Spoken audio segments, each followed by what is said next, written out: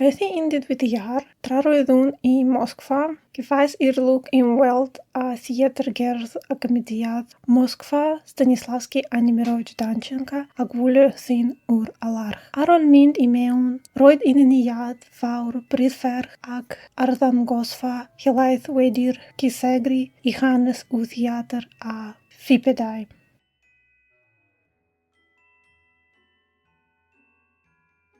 In een dia drws nesaf, arddangosfa o ffogasau cyfrain, a gybediad ffw sylw yn ddiwr cyn i'r sio dechrau.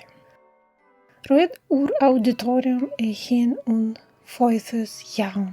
Roedd oedd yn glaws dwych, prydferch, gydag angsynion awr gan greu awyrglich brenhinol dros ben. Roedd o gerderiaeth o'n halofeo. Roedd sgwr o'i Solchikowski, danoswyr bali, danos iawn, adwrniaddau, tiffan, cael a gwisgoedd, manolon elfennau, perffaith ar gyfer noson prydferch ar gyn diodangof. Wrth i'r theni olaf disgyn I demgrediaeth demhestlog, roedd un gwybod I bwydau hyn o'n adgof o byddin yn ei drisori ambwys.